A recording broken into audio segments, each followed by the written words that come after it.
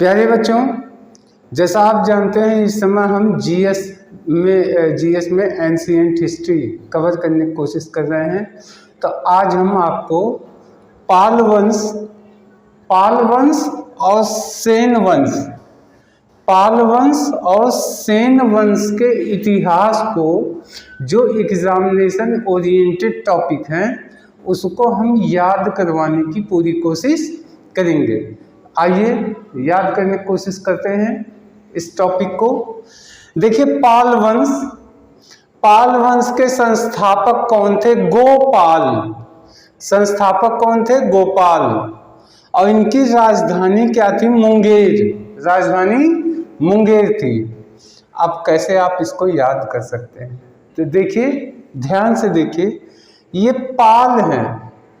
पाल का मतलब हो गया पालते हैं। क्या पालते हैं? गौ पालते हैं। गौ पालते हैं। तो हो गया, एक राजा थे, उन्होंने अपना व्यवसाय क्या बना लिया? गायों को पालने का व्यवसाय। तो नाम हो गया गोपाल, और उनसे वंश निकल गया पाल वंश। तो पाल वंश के संस्थापक कौन हो गए? गोपाल, गौपाल। अब देखिए क्या होता है, इनकी राजधानी मुंगेर थी। तो कल्पना कीजिए, देखिए, जो लोग गाय चराने जाते हैं, कभी देखिए तो हाथों में कोई डंडा लिया रहेगा। तो कल्पना कीजिए, जब गायों को पालते थे तो गायों को चराने ले जाते थे तो हाथ में एक मुंगरी रखते थे। मुंगरी क्या होता है जानते हैं? लकड़ी का बना होता है, उसमें एक हत्था लगा होता है और गोल का लकड़ी का लंबा सा होता है, उससे कपड़े उपड़े भी साफ किए जाते हैं। तो मुंगेर। तो कल्पना कीजिए, गायों को चराते जाते समय एक मुंगरी लेकर के गायों को हाँकते थे। तो मुंगरी से मुंगेर याद आ जाएगा। फिर आते हैं, ये बौद्ध धर्म के अनुयायी थे। तो कल्पना कीजिए, भगवान बुद्ध को जब, भाई ये गौ पालते ना, गायों को पालते थे, तो भगवान बुद्ध को जब दूध दही मक्खन खाना होता था तो इनके यहाँ पहुंच जाते थे, गोपाल के यहाँ। तो गोपाल किसके भक्त हुए? बौद्ध धर्म के। यानी कि पाल वंश के लोग बौद्ध धर्म के अनुयायी थे। और क्या हुआ, इन्होंने ओदंतपुरी विश्वविद्यालय का निर्माण किया। ओदंतपुरी विश्वविद्यालय, अब ये कैसे आप याद कर सकते हैं? ध्यान देखिए, ध्यान से सोचिए। कल्पना कीजिए, जब आप ढेर सारे गायों को पालते हैं तो कभी कभी क्या होती हैं, गाय आपको लात भी मार देती है। कुछ गाय मरकार होती हैं, मार देती हैं। तो कल्पना कीजिए कि बहुत सारे राज्य के लोग जब गाय पालते थे तो कुछ गाय लात मार देती थी, जिससे लोग गिर जाए तो दांत उनके टूट जाते थे। और जब दांत टूट जाते थे तो समस्या आई कि दांत कैसे बनाए जाएं। तो राजा ने क्या किया, एक विश्वविद्यालय बना दिया। ओदंत, देखिए दंत, पूरी विश्वविद्यालय। तो कल्पना कीजिए, एक ऐसा विश्वविद्यालय बनाया जिसमें दांतों को पूरा का पूरा बनाने का सिखाया जाता था, जिससे ढेर सारे लोग सीख लें। जब जिसके दांत टूटे तो उनका दांत बना दें। तो दंत, तो ओदंतपुरी विश्वविद्यालय। इतनी सूचना आपके एग्जामिनेशन के लिए ओरिएंटेड है, तो पाल वंश की ये सूचना आपको याद रखनी चाहिए। अब आते हैं सेन वंश। सेन वंश, देखिए, सेन वंश के संस्थापक कौन थे? सामंत सेन। तो देखिए, पहला तो ये याद करना जरूरी है। दूसरा, इनकी राजधानी कहाँ थी? नदिया। राजधानी नदिया थी। तो पहले ये सेन वंश के संस्थापक कौन थे? सामंत सेन। कैसे याद कर सकते हैं? देखिए, इनके नाम में क्या लिखा है? शाम। देखिए, सामंत, तो कर लीजिए, जब शाम का अंत होता है यानी सन सन सेन, तो सन सन माने सूरज, यानी सूरज क्या होते हैं, डूबे रहते हैं। ठीक, तब ये राजा निकलते थे बाहर। तो कल्पना कीजिए एक ऐसे राजा थे जिनको सन से एलर्जी थी, तो सन से एलर्जी होने के नाते वो दिन में निकलते नहीं थे। जब शाम का अंत हो जाए, क्योंकि शाम में थोड़ा हमको दिखता भी है ना, वो दिखता इसलिए है क्योंकि सूर्य की रोशनी कहीं ना कहीं से हमारे ऊपर पड़ती है। फिर रात हो जाती है, रात में सूर्य हमसे दूर हो जाते हैं।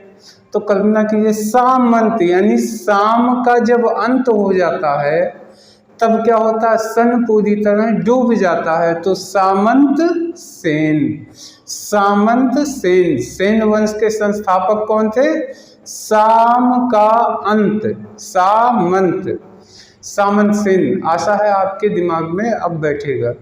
और इनकी राजधानी कहाँ थी, नदिया थी। नदिया तो कैसे याद कर सकते हैं, देखिए अब क्या हुआ, जब दिन में तो होता नहीं, तो राजा शाम को निकलते थे, तो कहाँ पे ये इन्होंने अपना जगह बनाया, नदी के किनारे, नदिया, जहाँ नदी होती थी, नदी उसी के पास। दरअसल ये नदिया जो है ये पश्चिम बंगाल का एक छोटा सा जगह है, नदिया, लेकिन एक समय ये सेन वंश का राजधानी था। अभी भी पश्चिम बंगाल में ही ये नदिया है। तो कल्पना कीजिए जब शाम का अंत होता था तो राजा निकलते थे और नदी के पास जाके बैठते थे, तो हो गया राजधानी नदिया। अब देखिए ये शैव धर्म के अनुयायी थे। सामंत सेन किस धर्म के अनुयायी थे, शैव धर्म। अब कैसे याद कर सकते हैं, देखिए शाम का अंत होने पे कहाँ बैठते थे, नदी के पास बैठते थे। अब देखिए नदी, कल्पना की देखिए पश्चिम बंगाल में कौन सी नदी जाती है, हमारी गंगा जी जाती हैं। गंगा जी पश्चिम बंगाल में रहती हैं, वहीं से वो बांग्लादेश चली जाती हैं।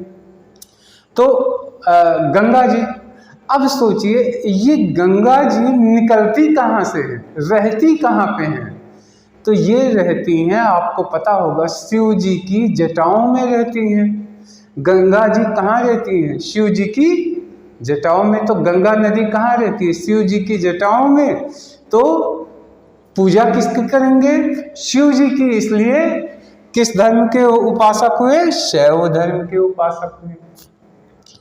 अब देखिए दो महत्वपूर्ण ग्रंथ उस समय थे, एक ग्रंथ और वो एक दान सागर और अद्भुत सागर, दो ग्रंथ थे। इस ग्रंथ के लेखक जो थे वल्लाल सेन थे, ये राजा थे, यानी सेन वंश के भी ये एक राजा थे वल्लाल सेन। इन्होंने दो जो है ग्रंथ लिखे, दान सागर एवं अद्भुत सागर। तो देखिए कैसे याद हो सकता है, कल्पना कीजिए एक राजा थे जो बल्लेबाजी बड़ा जबरदस्त करते थे। क्या करते थे, बल्ला, बल्ला, बल्लाल सेन। तो यहाँ से कर लिए बल्ला, यानी बल्लेबाजी बड़ा जबरदस्त करते थे। उनकी बल्लेबाजी बड़ी अद्भुत थी, अद्भुत थी। और उससे जो पैसा मिलता था, यानी जो इनाम की राशि होती थी, वह दान में दे दिया करते थे, दान में। तो एक राजा थे जो बड़ा जबरदस्त बल्लेबाजी करते थे, बल्ला तो बल्लाल सेन। और उनकी बल्लेबाजी कैसी थी, बड़ी अद्भुत थी, अद्भुत सागर। और जो वो बल्लेबाजी करते थे तो जो इनाम में राशि मिलती थी उसको वो क्या करते थे, दान में दे देते थे, तो दान सागर। इस तरीके से दान सागर, अद्भुत सागर की रचना बल्लाल सेन ने की थी। अब उसके बाद एक लेखक और थे, देखिए दो तीन प्रमुख रचनाएं हैं, ये आपको पता होना चाहिए, वैसे ही पूछ लेता है इसके लेखक कौन थे।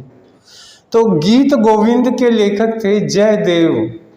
ये कवि थे जो सेन वंश के राजाओं के दरबार में रहते थे।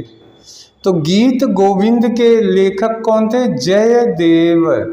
ध्यान दीजिएगा कैसे याद हो सकता है। देखिए, गीत किसका गाते थे? गोविंद का। देखिए, गोविंद कौन होता है? भगवान को कहते हैं।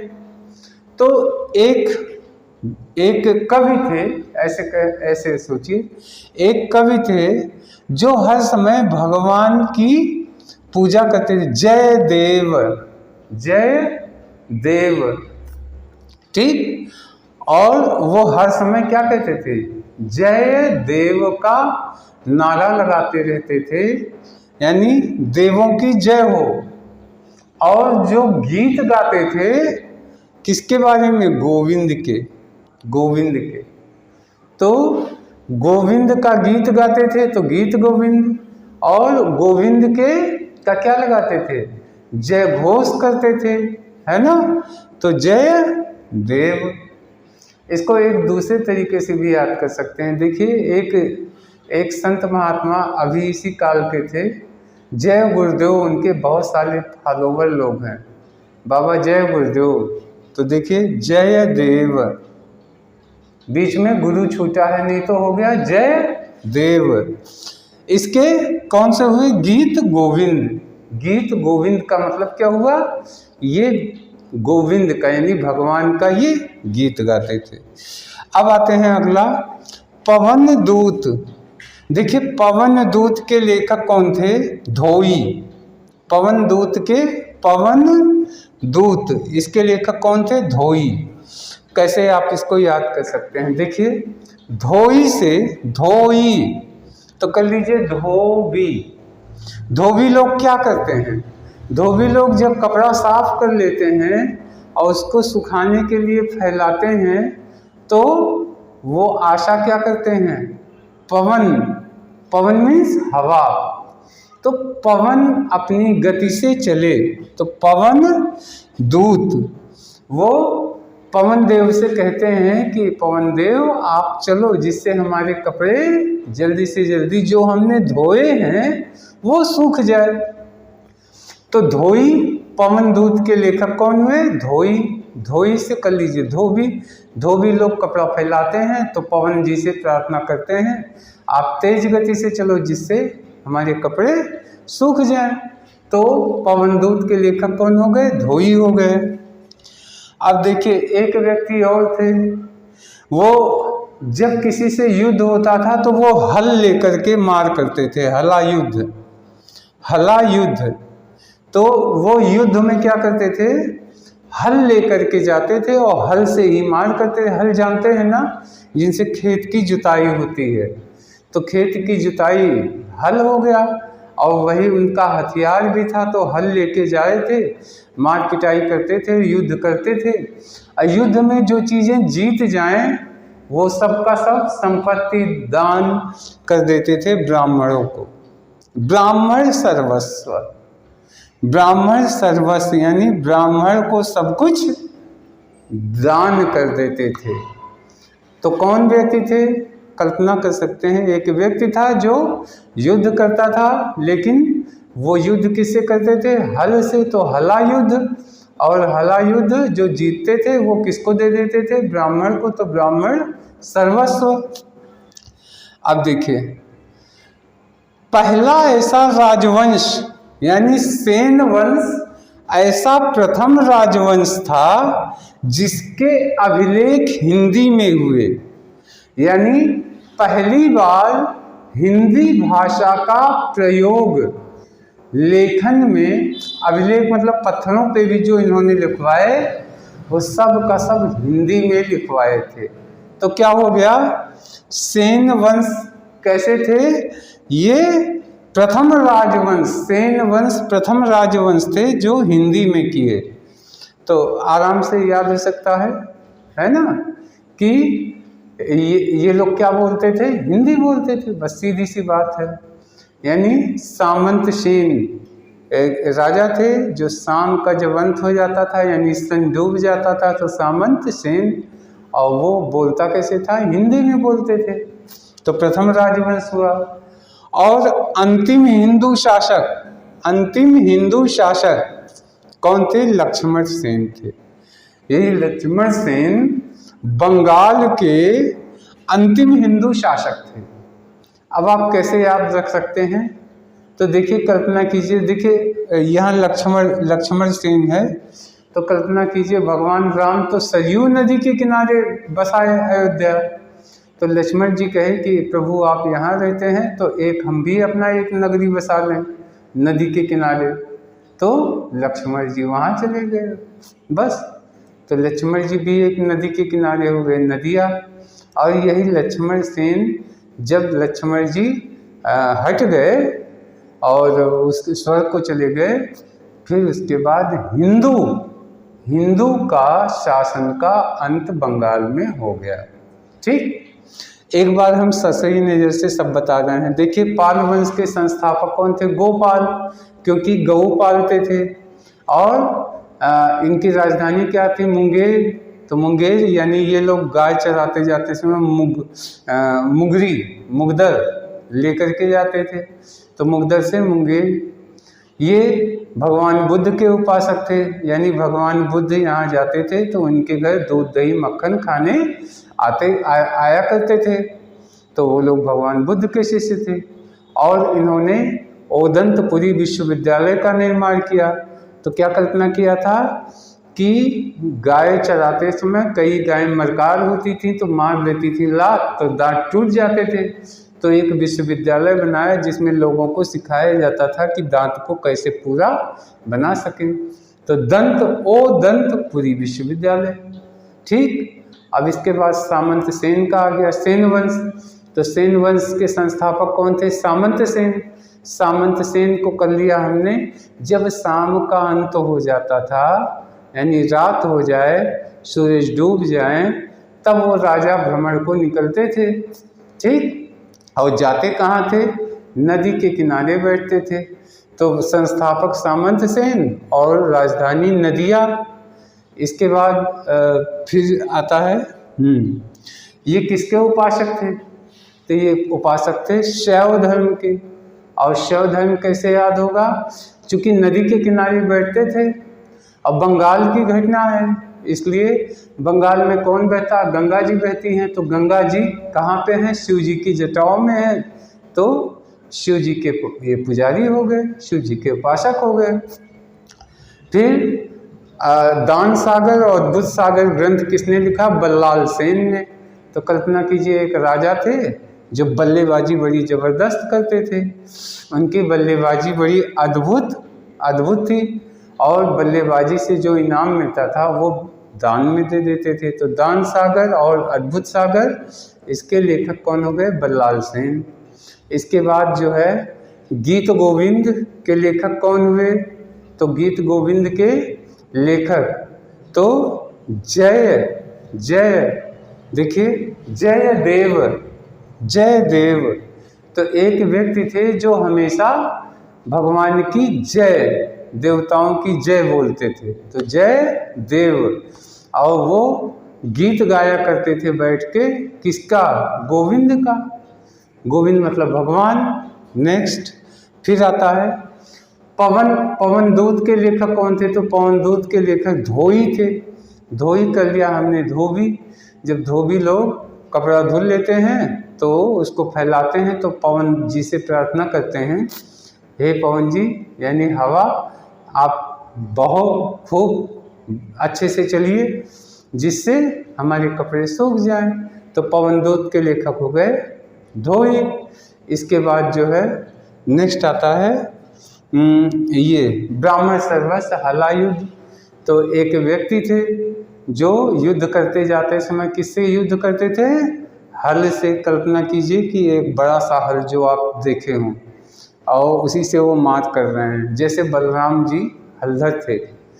तो युद्ध जीतने के बाद फिर क्या करते थे? जो भी संपत्ति माल जीते उसको ब्राह्मणों को दान दे दें। तो ब्राह्मण सर्वस्व किसने लिखा? हलायुद्ध ने लिखा। इसके बाद फिर ये एक ऐसा राजवंश था जो जिनके अभिलेख हिंदी में थे, यानी पहली बार हिंदी का प्रयोग इन राजाओं ने, सेन राजाओं ने किया था।